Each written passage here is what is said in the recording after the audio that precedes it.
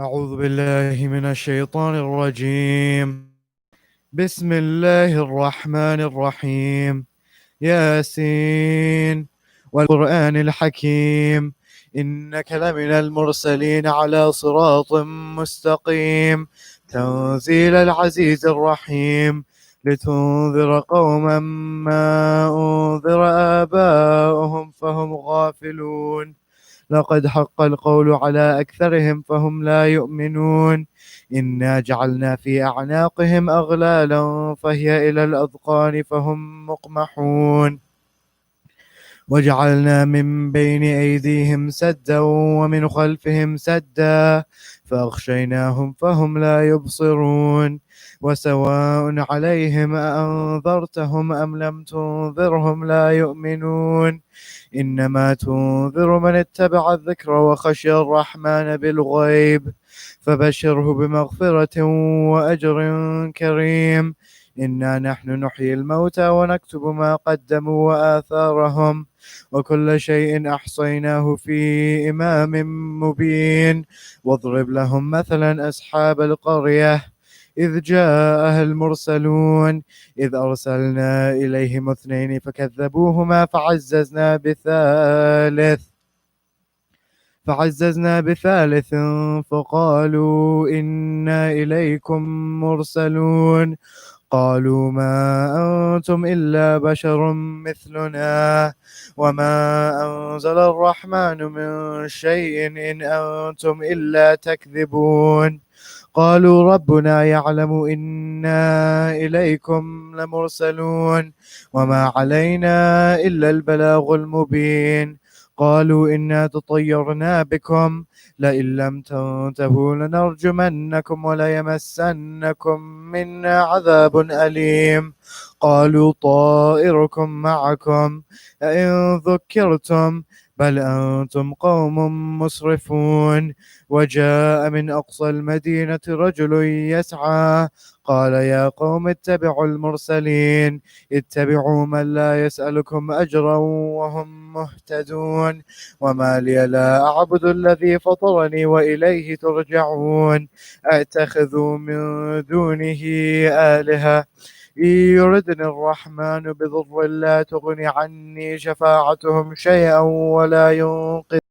قيل ادخل الجنة قال يا ليت قومي بما غفر لي ربي وجعلني من المكرمين. أنزلنا على قومه من بعده من جند من السماء وما كنا منزلين. يا حسرة على العباد ما يأتيهم من رسول إلا كانوا به يستهزئون. ألم يروا كم أهلكنا قبلهم من القرون أنهم إليهم لا يرجعون. وإن كل لما جميع لدينا محضرون. وآية لهم الأرض الميتة أحييناها وأخرجنا منها حبا فمنه يأكلون. وجعلنا فيها جنات من نخيل وأعناب وفجرنا فيها من العيون ليأكلوا من ثمره وما عملته أيديهم أفلا يشكرون. سبحان الذي خلق الأزواج كلها مما تنبت الأرض ومن أنفسهم ومما لا يعلمون. وآية لهم الليل نسلخ منه النهار فإذا هم مظلمون. والشمس تجري لمستقر لها ذلك تقدير العزيز العليم. والقمر قدرناه منازل حتى عاد كالعرجون القديم. لا الشمس ينبغي لها أن تدرك القمر ولا الليل سابق النهار وكل في فلك يسبحون. وآية لهم أنا حملنا ذريتهم في الفلك المشحون وخلقنا لهم من مثله ما يركبون وإن نشأ نغرقهم فلا صريخ لهم ولا هم ينقذون إلا رحمة منا ومتاعا إلى حين. وإذا قيل لهم اتقوا ما بين أيديكم وما خلفكم لعلكم ترحمون. وما تأتيهم من آية من آيات ربهم إلا كانوا عنها معرضين. وإذا قيل لهم أنفقوا مما رزقكم الله قال الذين كفروا للذين آمنوا أنطعم من لو يشاء الله أطعمه إن أنتم إلا في ضلال مبين. ويقولون متى هذا الوعد إن كنتم صادقين ما ينظرون إلا صيحة واحدة تأخذهم وهم يخصمون فلا يستطيعون توسية ولا إلى أهلهم يرجعون. ونفخ في الصور فإذا هم من الأجداث إلى ربهم ينسلون قالوا يا ويلنا من بعثنا من مرقدنا هذا ما وعد الرحمن وصدق المرسلون إن كانت إلا صيحة واحدة فإذا هم جميع لدينا محضرون. فاليوم لا تظلم نفس شيئا ولا تجزون إلا ما كنتم تعملون إن أصحاب الجنة اليوم في شغل فاكهون هم وأزواجهم في ظلال على الأرائك متكئون لهم فيها فاكهة ولهم ما يدعون سلام قولا من رب رحيم. وامتازوا اليوم أيها المجرمون ألم أعهد إليكم يا بني آدم ألا تعبدوا الشيطان إنه لكم عدو مبين وأن اعبدوني هذا صراط مستقيم. ولقد أضل منكم جبلا كثيرا أفلم تكونوا تعقلون هذه جهنم التي كنتم توعدون اصلوها اليوم بما كنتم تكفرون اليوم نختم على أفواههم وتكلمنا أيديهم وتشهد أرجلهم بما كانوا يكسبون ولو نشاء لطمسنا على أعينهم فاستبقوا الصراط فأنى يبصرون ولو نشاء لمسخناهم على مكانتهم فما استطاعوا مضيا ولا يرجعون. ومن نعمره ننكسه في الخلق أفلا يعقلون وما علمناه الشعر وما ينبغي له إن هو إلا ذكر وقرآن مبين لينذر من كان حيا ويهق القول على الكافرين. أولم يروا أنا خلقنا لهم مما عملت أيدينا أنعاما فهم لها مالكون وظللناها لهم فمنها ركوبهم ومنها يأكلون ولهم فيها منافع ومشارب أفلا يشكرون. واتخذوا من دون الله آلهة لعلهم ينصرون لا يستطيعون نصرهم وهم لهم جند محضرون.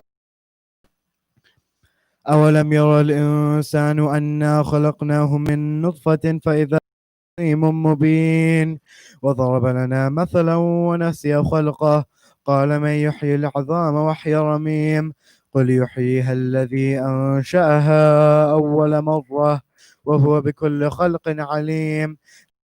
جعل لكم من الشجر الأخضر نارا فإذا أنتم منه توقدون أوليس الذي خلق السماوات والأرض بقادر على أن يخلق مثلهم بلى وهو الخلاق العليم. إنما أمره إذا أراد شيئا أن يقول له كن فيكون. الفاتحة.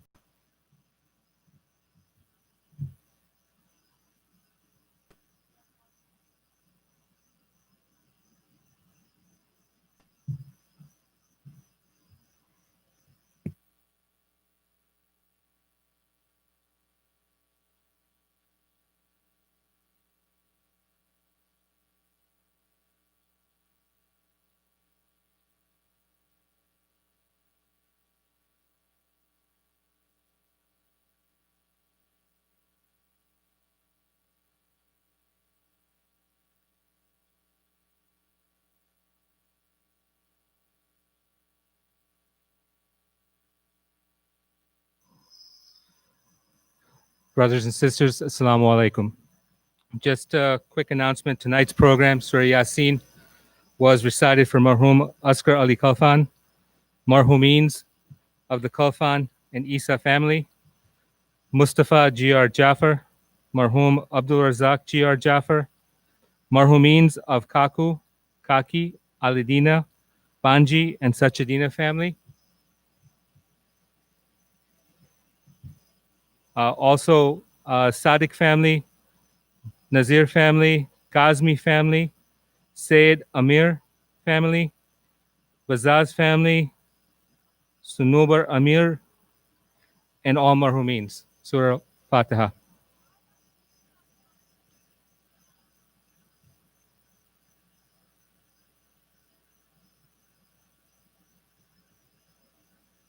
Just a quick announcement. This evening, you'll see an email come out regarding the curbside pickup niyaz, which will begin on Wednesday. So the email will come out. It'll have the listing for all 5 days that we are serving the curbside niyaz.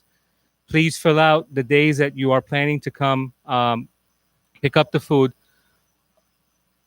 Wednesday, Thursday, and Friday, the pickup will be at the mosque at Al Ahad from 5 to 7 p.m. in the evening. On Saturday, Ashura Day, as we leave, we'll be providing the Niyaz Tabaruk as you leave the program, Ashura Day. And then Sunday again, we resume the curbside pickup at the mosque from 5 to 7. For those who are traveling from a distance, and again, we'll make an exception for those that are not nearby, for those that are traveling from a distance, if you're not able to come between 5 and 7, just contact us at secretariat@sichpa.org, and we'll try to make some alternate arrangements for you. Again, those are for those that are coming from far. So, Assalamu alaikum.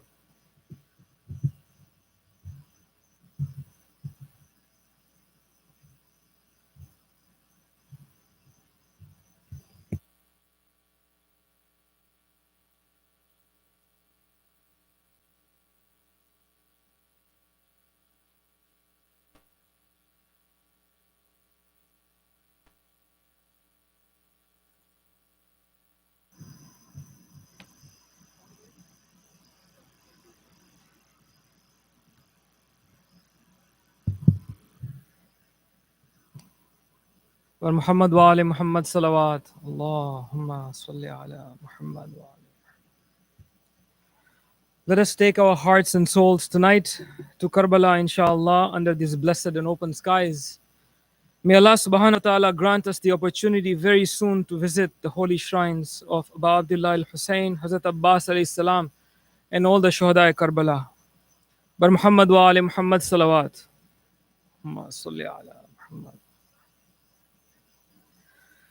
जहान सब्र और रिज़ा यही है, निदाए सब्र और रिज़ा यही है, यहाँ पे आके है चल के मेहदी, बेहिश्त ज़हरा ये सरज़मी है, यहाँ है ज़हरा का आना जाना, ये करबला है, ये करबला है। दुआएं देंगे हुसैन तुमको, यहाँ पे आंसू अगर बहाए, यहाँ पे बेटी ने बेवतन की सितमगरों से तमाचे खाए, यहाँ पे खुशियों को भूल जाना, ये करबला है, ये करबला है। यहाँ पे गुजरी है वो कयामत, मिला न उसको सुकून अब तक, हाँ रिदाए छिनने के गम में आबिद لحد میں روتا ہے خون اب تک، یہاں پہ ہرگز نہ مسکرانا، یہ کربلا ہے، یہ کربلا ہے. یہاں پہ حر بھی تھا حرملا بھی، کتاب ہستی کو پڑھ کے دیکھو، صدائے حل من جو آ رہی ہے، تم اس طرف ہو یا اس طرف ہو، تمہیں عمل سے ہے اب بتانا، یہ کربلا ہے، یہ کربلا ہے. کہیں پہ قاسم ہوئے ہیں ٹکڑے، کہیں پہ زی سے گرے تھے مولا، ہاں کہیں سکینہ سموں سے لپٹی، کہیں پہ اصغر نے تیر کھایا، یہی غریبی کا ہے ٹھکانہ، یہ کربلا ہے، یہ کربلا ہے. سواری آئے گی ایک وہاں سے، نجف کی جانب نگاہ رکھنا، جب آئے شام غریبہ اس دم، علی کو زینب کا پرسہ دینا، تم آنسوں کے دیے جلانا، یہ کربلا ہے، یہ کربلا ہے. یہاں سنبھل کر قدم اٹھانا، یہ کربلا ہے، یہ کربلا ہے. بر محمد و آل محمد صلوات اللہم صلی علی محمد و آل محمد وعجل فرجهم. Let us all recite Amma Yujibu for Shifai Marid and for all those that need our du'as today, especially Sayyid Muhammad Haidar Rizvi, Brother Sajjad Jafar, and Brother Nazir Jafari. Bismillahir Rahmanir Rahim.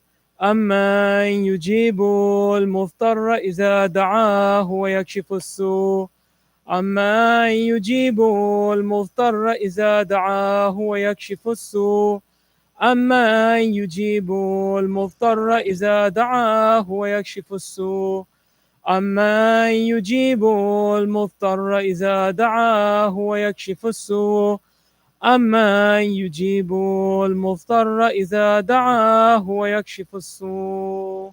سورة مباركة الفاتحة.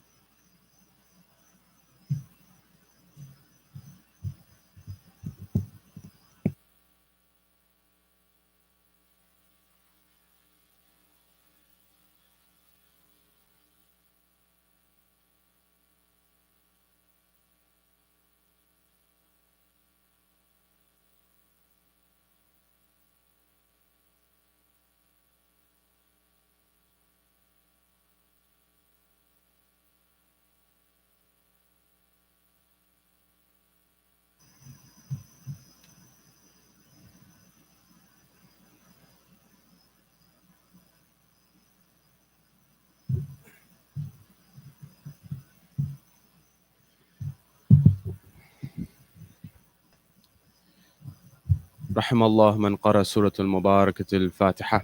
بسم الله الرحمن الرحيم الحمد لله رب العالمين الرحمن الرحيم مالك يوم الدين إياك نعبد وإياك نستعين اهدنا الصراط المستقيم صراط الذين أنعمت عليهم غير المغضوب عليهم. بسم الله الرحمن الرحيم. قل هو الله أحد الله الصمد لم يلد. بسم الله. اللهم صل على محمد. وقل رب اشرح لي صدري ويسر لي أمري واحلل عقدة من لساني يفقه قولي. أما بعد، قال الله تبارك وتعالى في كتاب الكريم: بسم الله الرحمن الرحيم. ألف لام ميم ذلك الكتاب لا ريب فيه. صدق الله العلي العظيم. زينوا مجالسكم بالصلوات على محمد وآل محمد. اللهم صل على محمد.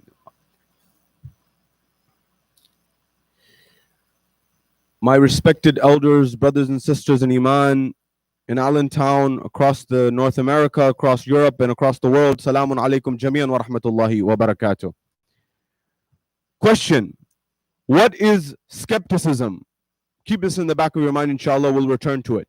We have been discussing the concept or the philosophy of worldview. And I understand that this is a concept or a philosophy that may seem theoretical to some.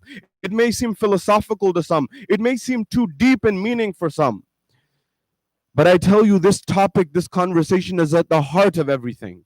That if we want a strong community, not 20 years from now, not 50 years from now, but rather 100 years from now and 200 years on from now, we need to address this topic now more than ever.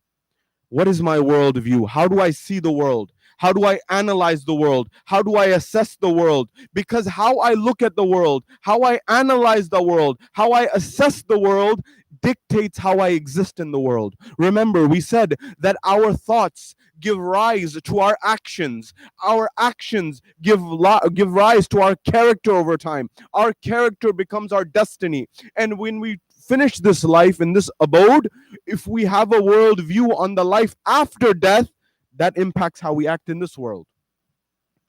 If this concept is not understood thoroughly, then we'll have more and more of the cases that I am dealing with and other people like me are dealing with on a week-to-week and month-to-month basis. I cannot tell you, because Muharram is a time where we get some of our brethren and sisters from all sorts of places, from all across the United States. And again, everyone has different things going on in their life. We're not here to make any assessments or judgments on anyone.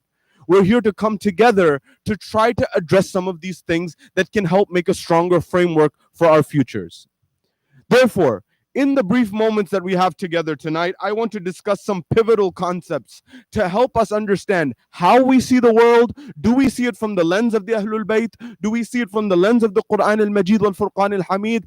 And if we do not, how can we realign with that? The first level of the analysis that I want to look at with respect to this topic, with respect to this conversation about worldview, is with respect to what is the worldview of the Quran al-Majid wal Furqan al-Hamid. What is the worldview of the Ahlul Bayt alayhimus salam, as based and reflected on the Quran al-Majid wal Furqan al-Hamid? What is skepticism? What is doubt? And how is our world built on this concept? And how does it impact you and I every single day, whether we realize it or not? And furthermore, what are the levels of certainty within Islam? And how does this impact us on a day-to-day basis? How are these levels of certainty reflected in the actions of the Ahlul Bayt alayhimus salam? In the manhaj of the Ahlul Bayt alayhimus salam, the school of thought of the Ahlul Bayt alayhimus salam. How is it reflected in the lives of the scholars? And finally, how is it reflected on the day of Ashura in two companions and loved ones of Abu Abdullah al-Hussein? This is our levels of analysis tonight. Inshallah, wherever you are, here in Allentown or across America or across the pond, wherever you are across the world, from the bottom of your heart, send a salawat on Muhammad wa Ali Muhammad. I have been putting a series of different dots on your map. And in this dots that I've been placing on your map, for those who are in arrangement, the monitor is not working here. If you can please address that. Therefore, when we look and we analyze this idea of how my worldview is shaped, when I analyze the concept of the worldview, I need to understand where is it coming from. If I don't understand where the worldview is coming from, then I am impacted by it. I'll give you an example. I was in London with some friends and we were walking down the street in London. When we were walking down the street, we passed by a restaurant. Now, you may say, what does this have to do with our topic? You'll see exactly what it has to do with our topic. I was passing by this restaurant and there was a long queue, as they call it in London. There was a long line outside of this restaurant. I won't take the name for privacy concerns, as you can imagine, but we're passing by. Very long line. When we're passing by, we did not intend to go to this restaurant. But when we looked inside, we noticed there was many empty spaces, many open seats. And it was 2 stories. It was empty both up and down. Now, the question you may ask is, oh, perhaps they have reservations. Perhaps there are people who are waiting and have called ahead and they will show up on time. But when you analyzed it, there's a phenomenon that is known in psychology. What is that phenomenon? That phenomenon is that scarcity, when something is scarce, it leads to people wanting something more. When something is scarce, you want it more. For example, gold. Gold has value based on scarcity. That means if there's only a little bit of it, people want it more and more. If you want to make something desirable, as Mark Twain, the writer, says, the first thing that you have to do is make it inaccessible to someone. So if you go to these outlet stores, or for example, you go to the mall and you go to these high-end locations, these top-level tiers and brands, I remember the likes of Oprah says she was in Italy and she went to one of these high-end fashion designing houses. And she went there and she said that I want to buy this bag. She was with her friends, and they said, no, you cannot have this. And she said, I went to every length to make sure that I don't leave that store without the bag. The idea was that scarcity raises the value of something. Once you're scarce, you induce scarcity, it impacts everything. Now, scarcity can be real or scarcity can be artificial. So going back to the example of the restaurant, you could say that there were reservations made and therefore there is a lot of demand. That's why the long line. There's another concept. There can be real scarcity or there can be perceived scarcity. What does that mean? Perceived scarcity is where you make artificial demand that doesn't really exist in reality, but you create it. So for example, those seats are all open. There's no customers, but you create a sense of scarcity. And people see the line outside, they say it must be good. It must be good. And therefore we must go. You see, the same thing happens with, for example, very luxurious products in our world. If you have a taste for luxury products, I'm not here to judge you by any means. I'm here to just shed light on the reality that many of those products, whether it's technology devices that people stand in line for hours, or whether it's certain shoes that people wait night on night end, that they wait in line for, whatever it may be, realize that that scarcity is artificial. Why? Because they can create many more of those technological devices. They can create many more of those shoes if they wanted to. But if they create more, then it becomes a surplus. This is fundamentals of economics in supply and demand. Now, how is your worldview made? How is my worldview made? Are there things that we may not realize the same way those people who are standing in line for that famous restaurant don't realize that the scarcity in the line is created based on artificial means? Are there things in our life that we don't realize? Why is this fundamental? Because the book of Allah, the Quranic worldview begins how? The first chapters of the Quran are laying out the worldview of Islam, whether you realize it or not. The first chapter of Surah Al-Fatiha, it is beginning and it is sharing with you, Alhamdulillahi Rabbil Alameen, that glory to the Lord of the universe. Alameen, the universes, of everything. But then let's go to the next chapter. Bismillahir Rahmanir Rahim, Alif Lam Mim. ذَلِكَ الْكِتَابِ لَا رَيْبَ فِيهِ. The verse begins, Alif Lam Mim. Huruf al-Muqatti'at. Allah knows the meaning. We don't know. We can do conjecture. But what is the first verse that we can translate come to? What does it say? ذَلِكَ الْكِتَابِ لَا رَيْبَ فِيهِ. This is a book wherein there is no doubt. لَا رَيْبَ فِيهِ.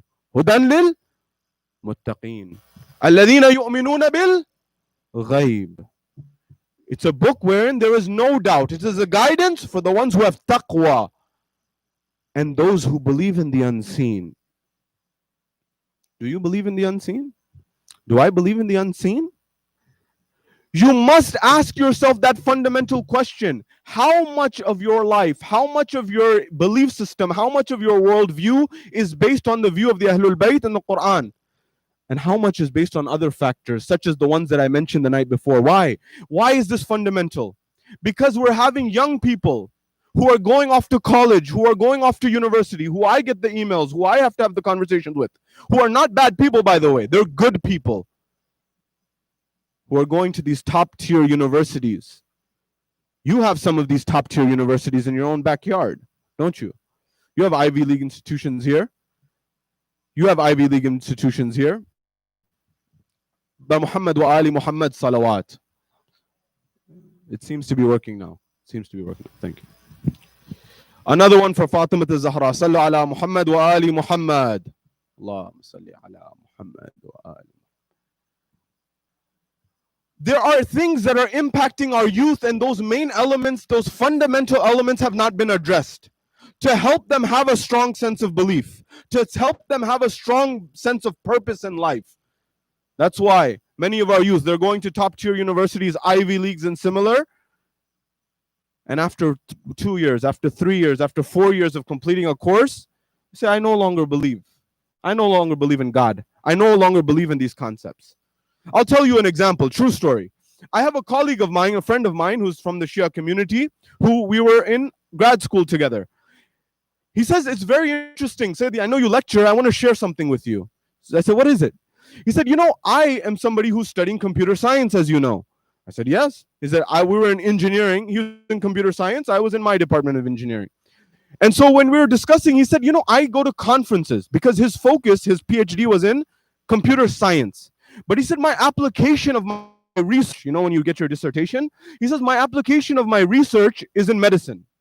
So he said, I have 1 foot in computer science, 1 foot in medicine. So for example, what his focus and his research interest was to use computer science in order to find cancer cells in the body through imaging, through computer imaging.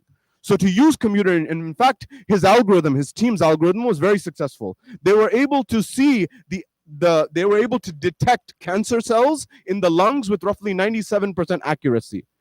So it was using computer science for medical benefits. I said, that's very interesting. But he said, I wanted to share something else with you. So what is it? He said, I wanted to share with you that what my experience is when I go to computer science conventions and when I go to medical conventions. So what is it? He says, I go to medical conventions, and when I go to medical conventions, no matter where it is, on the East Coast, West Coast, South, North, South, doesn't matter. There's always a little prayer room for people to attend in the medical conferences. Always. There's a little reflection room, whether there's a Christian or Buddhist or Muslim or Jewish or Christian, doesn't matter. There's some place where people can reflect and pray to God. I said, that's interesting. So what else did you want to share with me? He said, look, that's in the medical sphere. He said, but when I go to computer science conferences, when I go to technology conferences, when I go to engineering conferences, because of my research, I'll tell you, I never see a prayer room in any of those conferences, ever. Why is that? Why does the medical department or the medical conference have a prayer room? Why doesn't the computer science one? You see, the subject matter is influencing how you view the world. I already shared research with you from the Barna group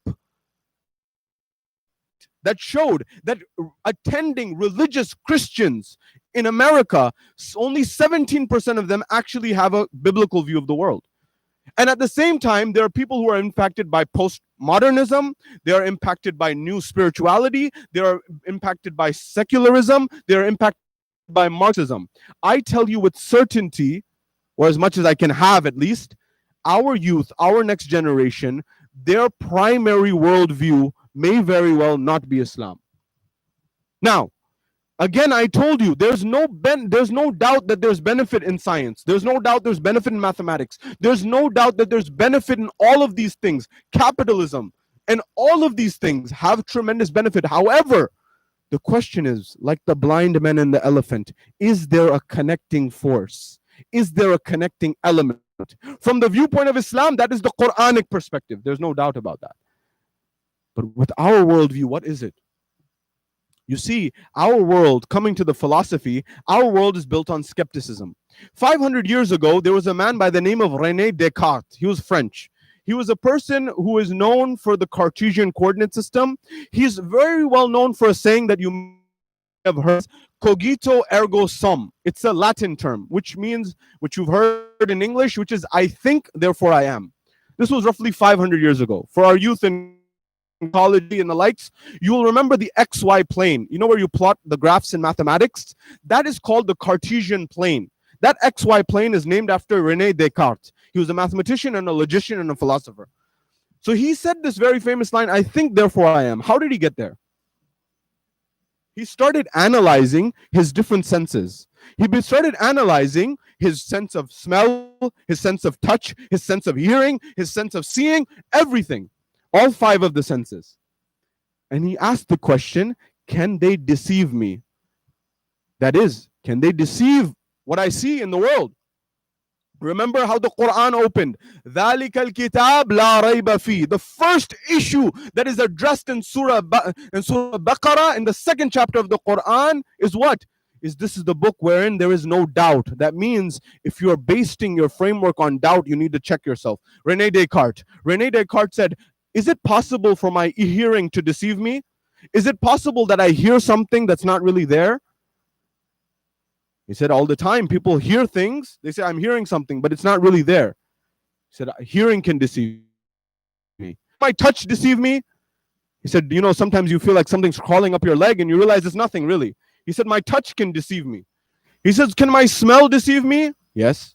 He said, I think that I may smell something, it's not there. For example, you know, sometimes you wear a fragrance, and that, which Ahlul Bayt recommend highly to wear a fragrance, as I alluded to last night. You wear a fragrance, and sometimes after some time, you don't smell it anymore. You know, there's a gland here in your nose, right by the nose. It's called the olfactory gland. It gets fatigued. It's called olfactory fatigue. When you have olfactory fatigue, what happens? You can't smell anymore. So is it possible that there is a smell, but you can't smell it anymore? Yes, your gland gets used to it. So he said, smell also can deceive me. My hearing can deceive me. My touch can deceive me. He went to sight. Smell can deceive me. Sight. Have you ever noticed a phenomenon where you take a stick, you take a straw, and you put it in water? When sunlight hits that glass and there's a straw in it, does it sometimes seem like it's bent? Does it sometimes seem like it's broken? Descartes said that yes, indeed, at some point in time, it seems like it's broken. When it seems like it's broken, he says, my eyes can also deceive me. I can see things that are not really there. He went through all of the different factions of sight, and all the 5 senses, and that all of these can deceive me. That's the doubt, the skepticism. So what was the conclusion? He said, the only way that I can know that I exist is on the basis, on the concept of I think, therefore I am. I am certain that my thought is happening right now. Why do I say this? You know the scientific method? Our world is built on the scientific method. This idea of a hypothesis, you make an idea and you test it. And so everything is essentially false until it's proven otherwise. And this has given us many benefits in the area of science. However, when this starts to replace religion, that's when the issues arise. And that's what you and I need to be mindful for. You see, to induce doubt is very simple. But when you induce doubt, it changes the whole dynamics. There's a book I recommend you all read. It's called The Merchants of Doubt. The Merchants of Doubt argues that certain industries in our world in the 20th century, in particular tobacco industry, in particular the energy industry, the oil industry, for example, and other industries, they worked very hard in order to suppress the truth. How did they do this? They did this by inducing doubt. Climate deniers are also part of this category. What do I mean? The book argues that, for example, the tobacco industry knew in the 1950s that smoking causes cancer and heart disease. They knew this. Facts. But they said our business model is based on this. So how do we keep it going? What did they do? They hired, you can read the book to get more details. They hired professors and they created an institution of learning. Where? At Harvard. I think everyone knows Harvard. They spent $45 million over 6 years in that time's money, 1960s money, at Harvard. To do what? To just cast doubt on the idea that cigarettes cause cancer and heart disease. Do you know how successful they were? For 2 decades, not 1 year, not 2 years, 2 decades, 20 years, they kept people smoking. By doing what? They had one statement, one line that they put, and that induced doubt. And doubt causes the whole structure to fall. And you know what's interesting? The same thing happens in, for example, climate change. You know, this research on climate change from scientists is very clear that global warming is increasing. Global warming, by the way, means extremes in both temperatures. It means extremes on both ends, not just hotter or colder. But for example, you'll start seeing a cold day in May and June, and this is happening across our globe. So what did they do? They said induce one line of doubt. And you know how politicians play with this game? You know what they do? What they do is they induce one line of doubt. Do you know what that line is? They'll say there's no consensus on climate change. So when you hear consensus and I hear consensus, we have a different framework in our mind compared to the scientist. What happens? You think, oh, there's not consensus, meaning everyone agrees. Oh, that means some scientists say it agrees, some say it doesn't exist. That's what you're thinking consensus means. But where the politician knows what game they're playing with words. The consensus is not about whether climate change is happening or not. All of them agree in global warming. The issue is what degree. Is it 100%, 80%, 60%? What's the level? So he's using that to go against you. You know what's interesting if you read this book? You will find that the tobacco industry, the energy industry, the climate change industry, they even hired the exact same person for each movement. You can see the names. Why do I say this? Because one young person sits in a class in university or in high school or sees something on social media and they say, oh, what's your proof that God exists? You see, it takes 1 second to ask the question, but it takes time to explain the answer, because answers to these big questions of life cannot be given in a shot of espresso. Like you and I want in the morning, a quick shot of espresso. For example, how long does it take for us not to create the moon? How long does it take for us to go to the moon? That we went to the moon in the 60s, we're not able to go back since. It takes time. Analogous, these answers take time. Your religion, Islam, has given these answers. However, no one stops and pauses to reflect on them. How did my worldview come into place? In Islam, there are certain levels of certainty. Understand these and see where you exist on this phenomenon. Because we are followers of that individual and those individuals who gave us the Quran. That is the Prophet and his family who said this is the book wherein there is no doubt. Understand these levels of certainty. What is the first level? The first level, or the lowest level, is something called wahm. Wahm is when you have about, let's say, 75, 80% certainty one end, and just like a 20% doubt that maybe that's the case. For example, you can think of many examples of this in your life. For example, I left the house to go towards the majlis. Did I lock the door or not? You know, your muscles have memory that they'll lock the door. You know that you'll close the light. You know that you will close the stove. They're your natural inclination. But a small little doubt creeps into your mind that maybe today I forgot for some reason. That's a wahm. In Islam, for example, even in your fiqh, wahm does not have much value. It's not of any value. Wahm is that you're mostly certain, but about 20% doubt creeps into your mind. This is wahm. The next level is shak. Shak is the second level in the order of certainty, in an increasing order. Shak is about 50% truth, 50% doubt. 50% that I know it is, 50% I'm not. Amir al-Mu'mineen and Nahjul Balagha says that doubt, a shubha, is called a doubt because it resembles truth, and therefore it confuses your mind. You see that line that someone says, for example, that doubt, they say, does God exist? You think, your mind thinks, oh, it sounds like a fair question, therefore I start. That's not to say don't find the answer. In fact, I would encourage you to find the answer. But the question that we're arguing is, do you look for the answer to the question? You see, the Ahlul Bayt and the scholars have taught us that when you see, if everything was crystal clear, if everything was totally clear, then there would be no argument. There would be no concept of heaven and hell because everything's clear. But there had to be truth. You see, you understand this concept and understand this idea. What did Iblis do? Iblis, Allah subhanahu wa ta'ala says to Iblis, I want you to prostrate to Adam, not because Adam is God. I want you to prostrate to Adam because I told you to, God is saying.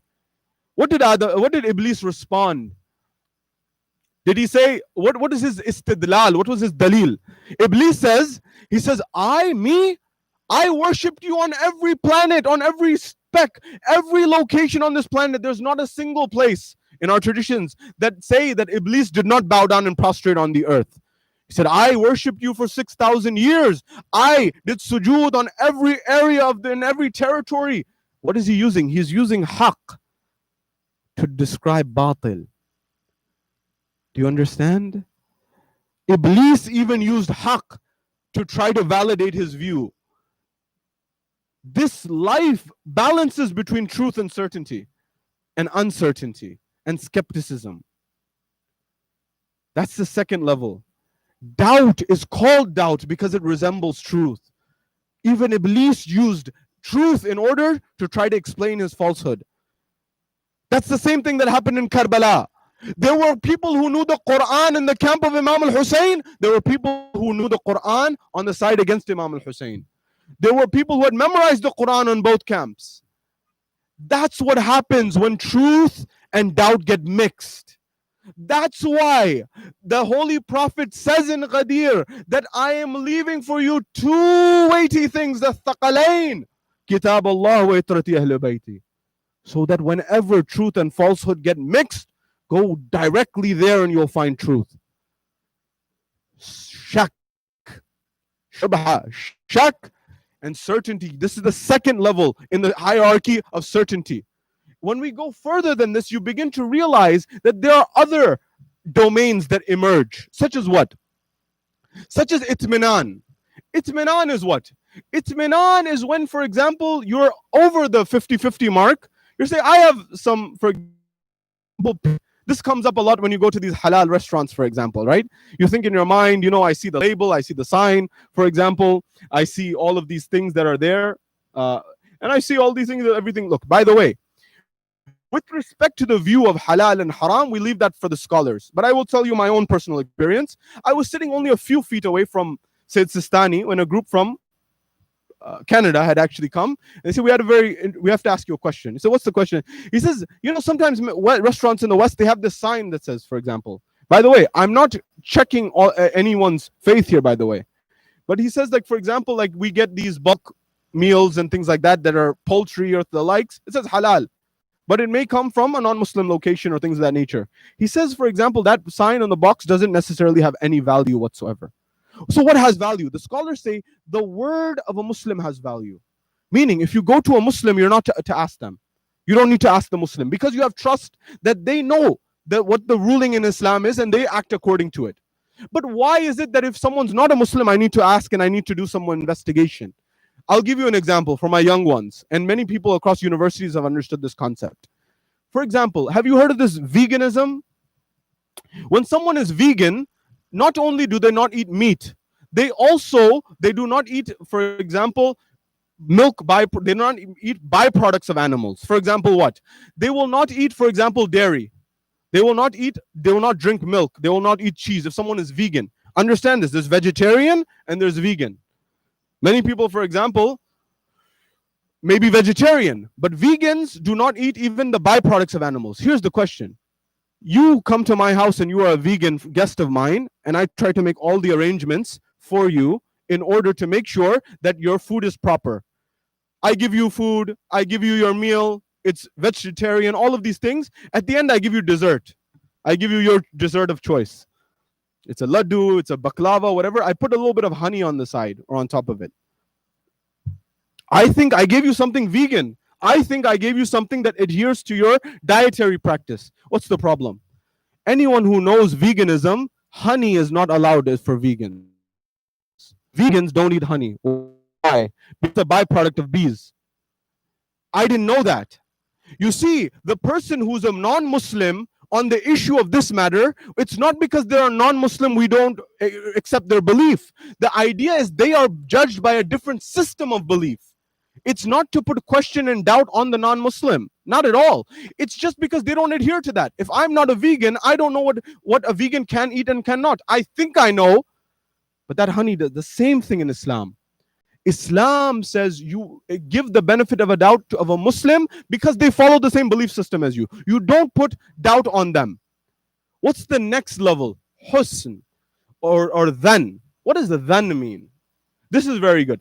Dhan and itminan are very close. Dhan, you know the term husnul dhan? Husnul dhan is to give someone the benefit of the doubt. This is the level that is before itminan. It's between shak and itminan is dhan. Dhan is what you give to a Muslim, the benefit of the doubt. That they are somebody who, for example, you don't need to investigate. You say that they must know the ruling and therefore I allow it. That's the level of dhan. Husnul dhan, su'ad dhan. Su'ad dhan is to do the opposite of giving someone the benefit of the doubt. With respect to a mu'min, with respect to a believer, we are always supposed to say husnul dhan. Give them 70 benefits of the doubt. We're supposed to have this. Nonetheless, itminan is when you have certainty, you have tranquility. But there's another level that is considered the highest level. That level is what?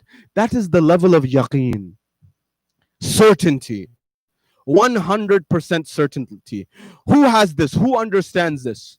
We're told that Amir al-Mu'mineen Ali ibn Abi Talib, he's asked about this issue, and he gives the famous statement where he says, لَوْ كُشِفَ الْغِطَاءَ لَمَرَزَّقْتُ يَقِينًا, that if the curtains of the heavens were removed in front of my eyes, my certainty would not increase even by an ounce, by an atom.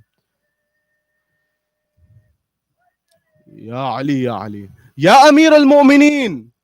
Ya Amir al-Mu'mineen. We are living our lives in a state of whether there is a hereafter or not, whether there is a God or not, whether I need religion or not. And you're saying it was opened in front of my eyes and there was no curtain, there was no hijab, there was nothing. And I saw the realm after death and I saw the heavens and I saw everything the way that has been described to me. My certainty will not increase an ounce because he's saying I'm already at the peak of certainty. How should you and I as followers of Ahlul Bayt alayhimus salam be?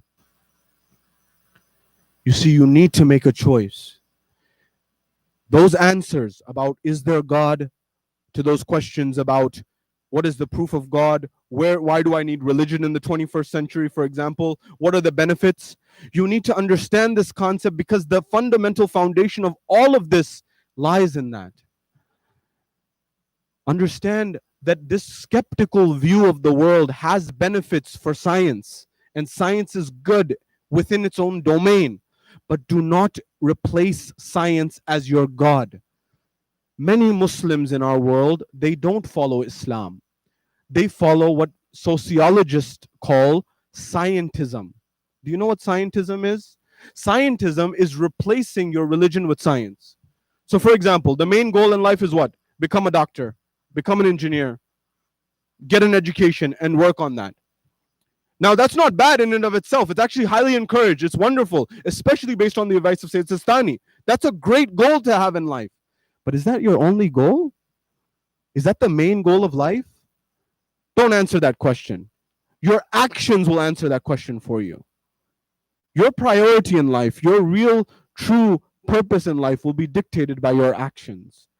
When you have certainty, that's why it's called usuluddin. When you have certainty in the roots of your belief system, the tawheed, the adala, nabuwa, imama, qiyamah, your actions are supposed to be the branches. That's why the analogy was given. That's why the parable was given. So we understand why we believe what we believe.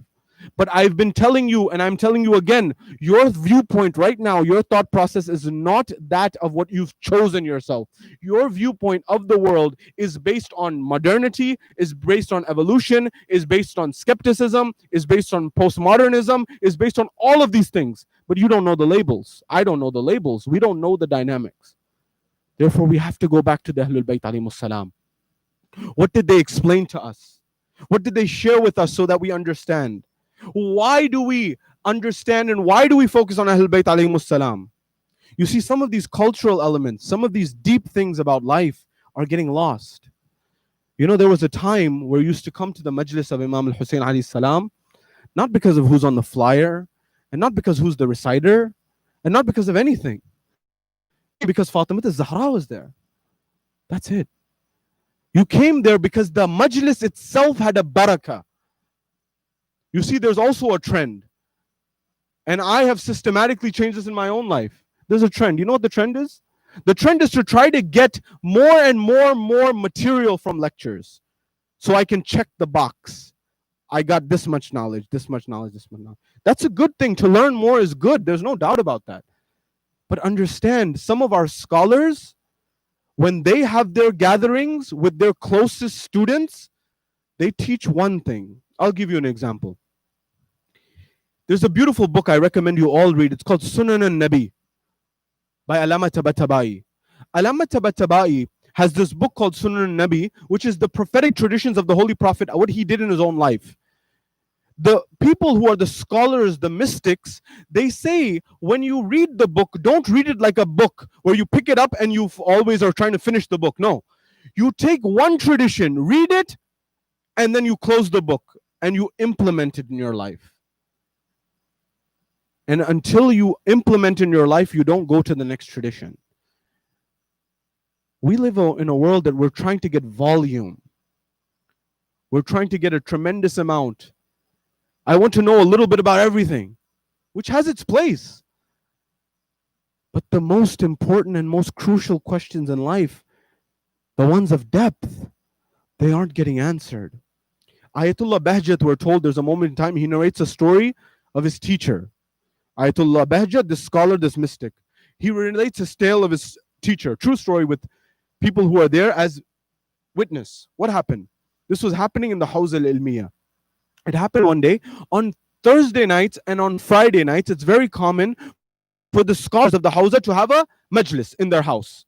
And when they have a majlis in their house, they have a gathering and they invite people to attend to commemorate Sayyid al-Shuhada. Remember, the power of the majlis of Sayyid al-Shuhada is not only limited to 10 days. You should actually commemorate him every Thursday night. It's recommended. You should remember Sayyid al-Shuhada and his movement every week, at least.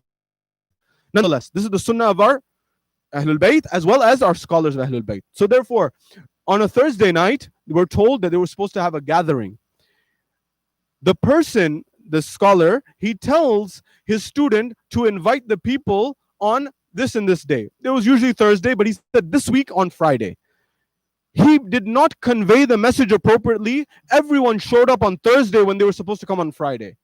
He had made food for only one person that night. 100 people showed up on Thursday night. Ayatollah Bahjat's narrating this. He said when this news came, Allama Tahrani is the one there as a student witnessing. He says, call on Sheikh Fath Ali Sultani. He was a big arif, a mystic, a spiritual person. He said, call on him. They conveyed the news to him. He said, don't let anyone come until I get there. He got there. When he arrived there, they say, at that moment in time, the majlis started, the gathering started. 10 people showed up, then 20 people showed up, then 30 people showed up until the point that they got to 100 people. When 100 people showed up, the majlis was concluding, the ma'tam was concluding, the ziyarah was concluding, and then finally it came time for niyaz, for tabarruk, for the meal. Sheikh Ali, Fatih Ali Sultani, he says, bring me a cloth. They brought him a cloth. When he brought the cloth, he took it over the small pot and he put it on top of it. And then he began to say, give me the plate. He would open the cloth and put it. And he was saying something on his lips the whole time. Food and pass the plate. Take the food, put the plate, pass it. Take the food, put the plate, pass it. And kept passing it up until 100 plates filled from this small pot for one person. The students were astonished. They were shocked. Afterwards, they said, Agha, Sheikh, Fatih Ali Sultani, what were you saying? What was the word that you were uttering to make this happen?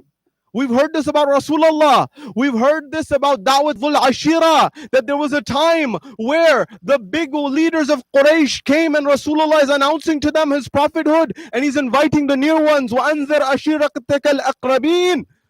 What happened that you were able to do this? He says, I can't tell you. This is a game of ma'rifah. This is an idea of how close you are to Allah and His representatives. He says, you won't get it. They insisted and insisted. He said, I can't. After some time passed, they came to the Agha.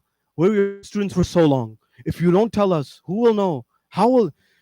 He said, I tell you, but don't tell anyone. He said, because this is a game of yaqeen. This is a game of certainty. How much ma'rifah you have, how much understanding you have, how much mindfulness of Allah and His creation you have. Said, yes, we accept. We will keep this a secret. What is it? He says, no, as long as I'm alive, no one finds out. He says, what were you saying? He says, I was saying one thing and repeating it again and again based on all of my years of studies. What was it? He says, I was repeating Ali Khairul Bashar, Ali Khairul Bashar, Ali Khairul Bashar. I kept saying that Ali is the best of Allah's creations after Rasulullah, that I was saying it based on the ma'rifah of a tradition that I had read with respect to what Rasulullah had uttered about Ali ibn Abi Talib. That gave me the ability to give 100 people the same way that Ali ibn Abi Talib's father Abu Talib felt the people at Da'watul Ashira. This is to be taken lightly. You see, the idea is that the Ahlul Bayt are at such a plane, but if you don't see the lens of the world from the vantage point of that, you'll doubt it every moment.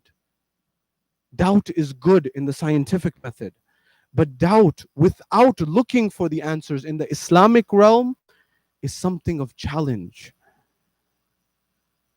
It challenges your worldview. There's a moment in time we're told there is a blessing in the gathering of the Ahlul Bayt alayhimus salam. Rasulullah goes to Mi'raj. When Rasulullah goes to Mi'raj, we're told he saw some scenes in Mi'raj. As you know, there was a vertical migration and a horizontal one. One from Hijaz, Mecca, Medina, towards Jerusalem, and from Jerusalem vertically north. And in that movement towards the heavens, he saw the prophets and he saw many things. We're told, according to the authentic traditions of Ahlul Bayt alayhimus salam, from Allama Majlisi, for example, Kashf al-Yaqeen, Allama Hilli, they narrate. What happened? There was a moment where Rasulullah saw a caravan passing by. And there was an angel enumerating and counting. And he's looking. As far as the eye can see on the right, and as far as the eye can see on the left, this caravan is continuing. Camel after camel. And on top of the back of the camel, there's what is called an amari, or where you sit. In the old times, they would have this place where many people would sit in the back. And every moment they're passing by. Of course, Rasulullah knows. He asked the angel, he said, what's going on here? What are you counting? What are you enumerating? He says, as far as the eye can go on one side and as far as the eye can go on the other side, there are camels. And on top of each camel, there are these amaris, and inside it seems there's something. What are you enumerating? He says, have you been able to enumerate? He says, I have not been able to enumerate. From the beginning to the end, I've not been able to understand. So what is it? What are you counting? What are you enumerating? What are you adding up? He says, from that end is the beginning of time. For that end is the end of time. And these continue and have been going since then. He says, what is it that they're enumerating? He says, each camel within it has a book and a series of books. And inside each book, you will find merits. Merits of who? He says, these are the merits of the fadail of Ali ibn Abi Talib. From caravan to caravan that have been enumerated from time and time. They cannot be enumerated. You see, why this focus on Ali? Why this focus on Hussein ibn Ali? Why this focus on the Ahlul Bayt alayhimus salam?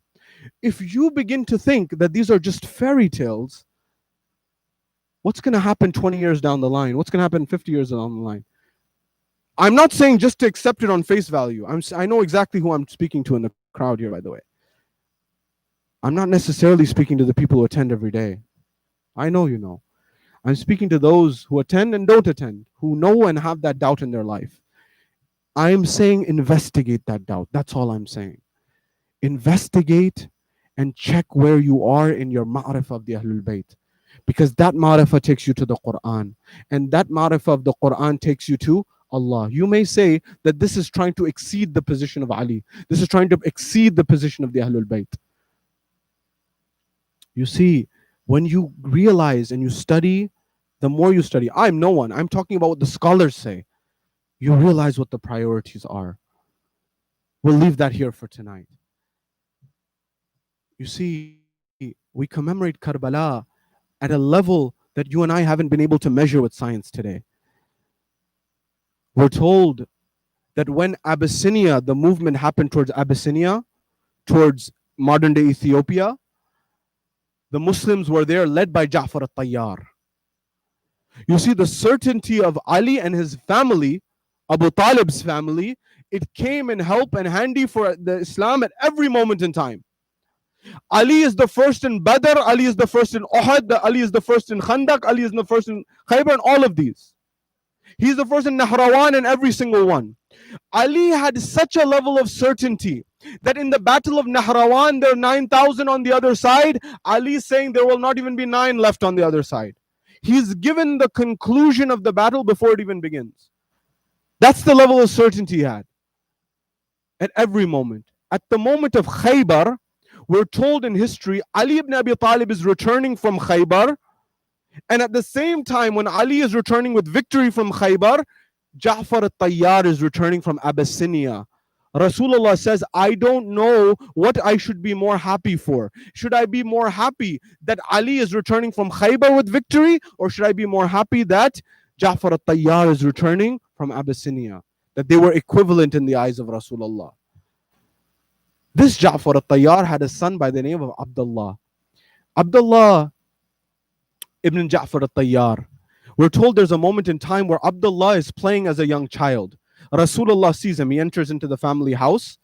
Of course, his family, it's his nephew. He says, Abdullah, what are you doing? Abdullah was playing. He was a young boy at that time. He says, my uncle, he said, Ya Rasulullah, I am doing tijara. I'm doing business. Rasulullah smiled and he said, may Allah give you barakah in your business. They say that Abdullah was so wealthy that the governments in Hijaz, in Medina, used to take a loan from him to establish themselves. That's how much wealth Allah had bestowed on Abdullah ibn Ja'far al-Tayyar. Sayyida Zainab grew up, she married Abdullah ibn Ja'far al-Tayyar. And she lived a life where she had wealth, tremendous amounts of wealth, because she was married to Abdullah ibn Ja'far al-Tayyar.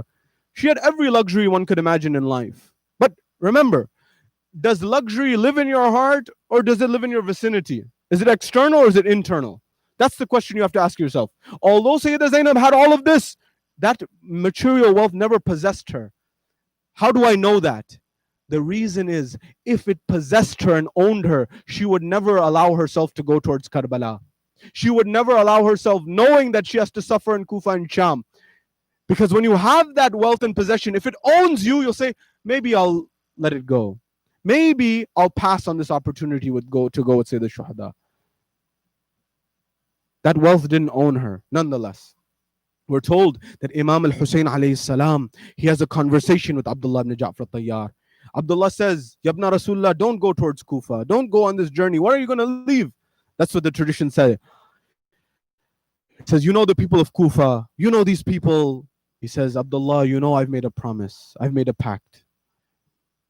They say Abdullah was unwell. He was sick himself. He said, very well. You've made the decision? Go. I'm not here to stop you. But he said, hold on a moment here.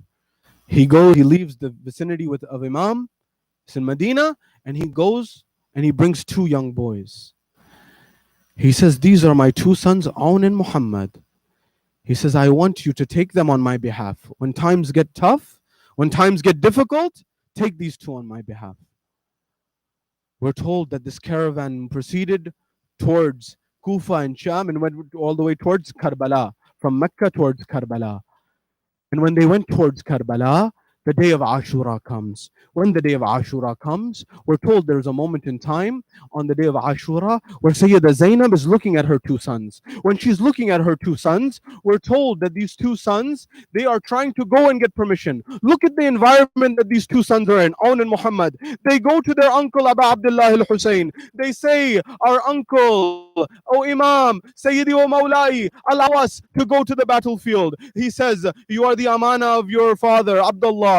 You are the amana of your mother, Zainab. You cannot go. How can I let you go? They turn back. When they turn back, they go towards the tent. Every time they go towards the tent, their mother, Zainab Ulya Maqam, Zainab al-Kubra sees them. Whenever she sees them, she begins to look at them in a stern way, in a strict way, that how are you still here? Why are you not going to the battlefield? Why are you not going to defend your uncle, Abu Abdullah al-Hussein? At that point in time, they go again. They're going back and forth up until a moment in time. Sayyida Zainab takes the boys and says, my brother, allow them to go towards the battlefield.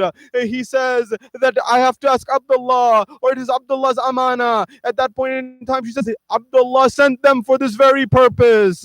There was an argument, or there was a discussion that ensued between brother and sister. When this discussion took place, finally the Imam allowed them to go towards the battlefield. Abbas comes. Imam al-Hussein helps one on the brothers on the horse. They help the other one on the horse. Aoun and Muhammad are both on the horses. They are proceeding towards the battlefield. When they proceed towards the battlefield, we are told that they begin to fight, and so courageously the enemy on the other side, they say, who are these two young boys? They don't seem like ordinary individuals. They are striking left and right, and they are bringing down the enemy. We are told that at that point, someone in the army of Umar ibn Sa'ad says, these are not ordinary young boys. These are the children of Ja'far al-Tayyar. Ja'far al-Tayyar, who it was known that his hands had been cut, the same way Abu al-Fadl Abbas's hands had been cut. This individual, Ja'far al-Tayyar, his nephews, his grandchildren have come, and when they come to the battlefield, they said, you will not be able to end them like this.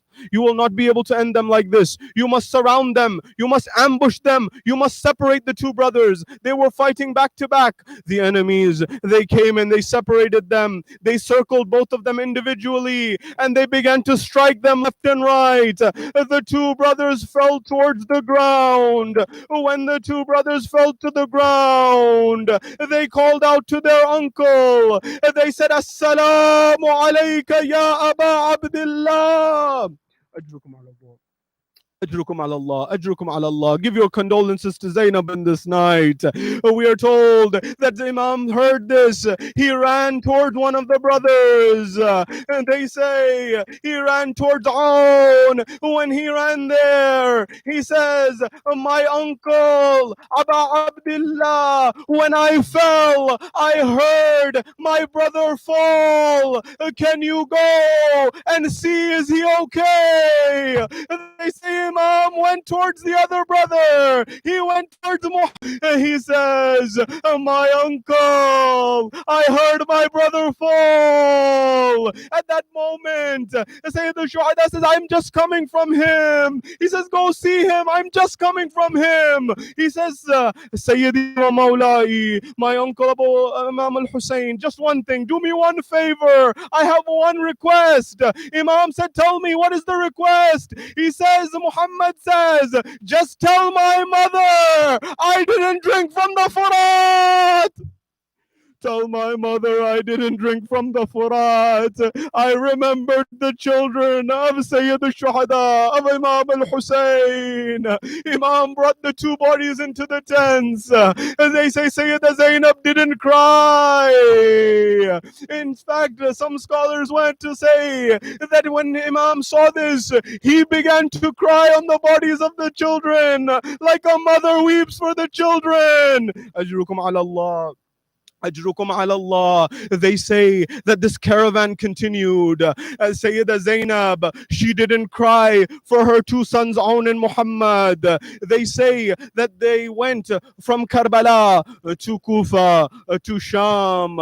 They left the bodies on after Karbala, after Sham Ghariban on the 11th. They left towards Kufa and Sham. Sayyida Zainab departs from Karbala. She doesn't cry for her sons. She spends the time in the dungeons in Sham.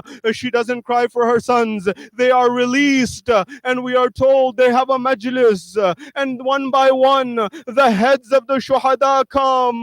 The head of Qasim comes, the head of Ali Akbar comes, the head of Abbas comes, the head of Imam al-Hussein comes. Layla takes the head of Ali Akbar, Farwa takes the head of Qasim, Zainab takes takes the head of Imam al Hussein. Two heads remained in the corner. No one cried for them. One lady cried out, "Who are these two moons? They have the brightest of faces, yet there is no one to cry for them. It seems that their mother is not alive." Zainab's heart broke. She said, "Don't say that. Those are my two sons, Aun and Muhammad. But who is there to cry for the son of Fatima al-Zahra?" Zainab didn't cry. They went back towards Karbala for the Arba'een. Zainab didn't cry. She cried for Hussein. She cried for Abbas. She cried for Qasim. She didn't cry for Aun and Muhammad. They say Sayyida Zainab, she got back to Medina. When she got back to Medina, she went to the grave of Rasulullah. She didn't cry for Aun and Muhammad. She went to the grave of her mother Fatima al-Zahra. She didn't cry for Aun and Muhammad. They say Sayyida Zainab did not go home for a very long time. She stayed in the house where Imam Sajjad was staying. When she stayed in the house where Imam Sajjad was staying, one day they say Abdullah ibn Ja'far al-Tayyar, he comes to Imam Sajjad. He says, "Sajjad, tell your aunt Zainab, tell her to come home. She has not been home." Allah knows what happened at that moment. Imam Sajjad goes to Bibi Zainab. Sayyida Zainab knows that this is an Imam. It's for you and I. That Sayyida Zainab, my aunt Zainab, Abdullah ibn Ja'far al-Tayyar, your husband is saying that you have not been home for so long. Go home, my aunt. Sayyida Zainab, is this a wish from the Imam? Or is this something that you are just saying? Sayyida Zainab says, "You are the Imam. I'm listening to your words." At that point in time, she gets up and then she proceeds away from the house. दो जुमले सुन लीजिए। बीबी ज़ैनब बनी हाशिम के मोहल्ले में अपनी घर की जानिब चली। वो बीबी जो करबला से कूफा से शाम तलक अब मदीने में आ गई है। बीबी ज़ैनब ने घर देखा, दीवार देखी, दरवाजा देखा। अल्लाह जाने बीबी के दिल में क्या ख्याल आया। ज़ैनब ने दरवाजा खोला, दो मुसल्ले नजर आए। ज़ैनब लिपट गई, कहा, "ओन मोहम्मद मेरे लख्ते जिगर माना रोई। फर्जंदों का गम अनीस, फर्जंदों का गम खालिक आलम न दिखाए। फर्जंदों का गम खालिक आलम न दिखाए। अल्लाह किसी माँ को ये मातम न दिखाए."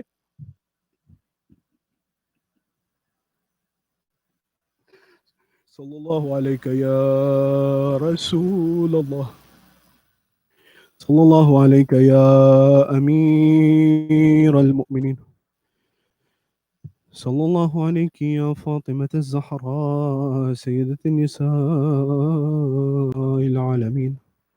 Sallallahu alayka ya Hasan al-Mujtaba.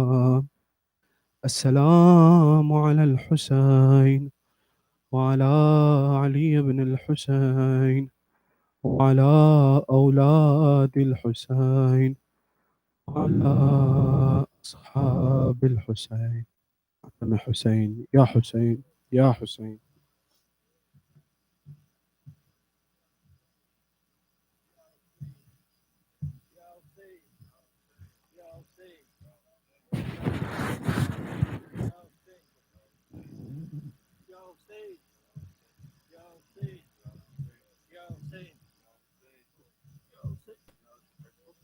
Hussein, Ya Hussein, Ya Hussein, Ya Hussein. Ya Hussein. Ya Hussein. Ya Hussein. Ya Hussein. Ya Hussein. Ya Hussein. Ya Hussein. Ya Hussein. Ya Hussein. اونا محمد میرے زینب نے رو کر کہا اونا محمد میرے مر گئے خون میں نہا اونا محمد میرے ماموں پہ صدقے ہوئے تیغوں سے زخمی ہوئے خون میں تڑپتے ہوئے اونا محمد میرے زینب نے رو کر کہا اونا محمد میرے زینب نے رو کر کہا اونا محمد میرے مر گئے خون میں نہا اونا محمد میرے زینب نے رو کر کہا اونا محمد میرے زینب نے رو کر کہا محمد میرے پیار نہ میں نے رچا دل کا نہ مطلب ہوا پیار نہ میں نے رچا دل کا نہ مطلب ہوا روتی رہی میں یہاں اونا محمد میرے زینب نے رو کر کہا اونا محمد میرے زینب نے رو کر کہا اونا محمد میرے مر گئے خون میں نہا اونا محمد میرے ارما تھا بہو پوت کا آئے یہ کیا ہو گیا ارما تھا بہو پوت کا آئے یہ کیا ہو گیا دل میں میرے رہ گیا اونا محمد میرے زینب نے رو کر کہا اونا محمد میرے زینب نے رو کر کہا اونا محمد میرے مر گئے دونوں رہا اونا محمد میرے شادی کے کپڑے جو ہے کس کو وہ پہناؤں میں شادی کے کپڑے جو ہے کس کو وہ پہناؤں میں دیکھ کر روتی ہوں میں اونا محمد میرے زینب نے رو کر کہا اونا محمد میرے زینب نے رو کر کہا اونا محمد میرے مر گئے خون میں نہا اونا محمد میرے ہائے آجل آ گئی موت تمہیں کھا گئی ہائے آجل آ گئی موت تمہیں با گئی کس کی نظر کھا گئی اونا محمد میرے زینب نے رو کر کہا اونا محمد میرے زینب نے رو کر کہا اونا محمد میرے مر گئے خون میں نہا اونا محمد میرے ماموں پہ صدقے ہوئے تیغوں سے زخمی ہوئے ماما پہ صدقے ہوئے تیغوں سے زخمی ہوئے خون اونا محمد میرے زینب نے رو کر کہا اونا محمد میرے زینب نے رو کر کہا اونا محمد میرے مر گئے خون میں نہا اونا زخمی ہے اور پیاسا ہے راج دلارا زہرا کا زخمی ہے اور پیاسا ہے راج دلارا زہرا کا زخمی ہے اور پیاسا ہے راج دلارا زہرا کا زخمی ہے اور پیاسا ہے راہ خدا میں جلدی کی آگے جانے والوں نے صبح کے ساتھی چھوڑ گئے شام ہوئی اب تنہائی راج دلارا زہرا کا زخمی ہے اور پیاسا ہے راج دلارا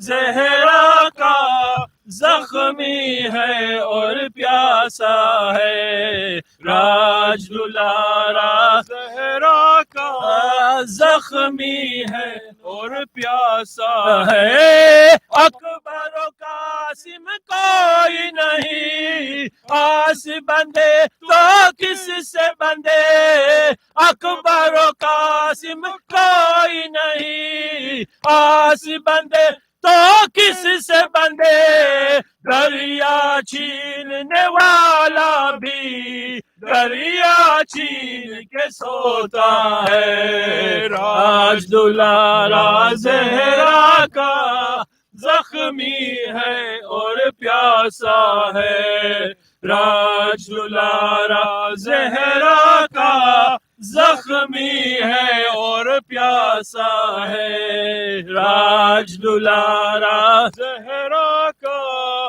زخمی ہے اور پیاسا ہے خون کی ندی ایسی چلی صبح سے لے کر شام تلک خون کی ندی ایسی چلی صبح سے لے کر شام تلک چاند نبی کی ڈوب گیا سورج ڈوبنے والا ہے راج دلارا زہرا کا زخمی ہے اور پیاسا ہے راج دلارا زہرا کا زخمی ہے اور پیاسا ہے راج دلارا زہرا کا زخمی ہے اور پیاسا ہے بجھ گئی شمع قبر نبی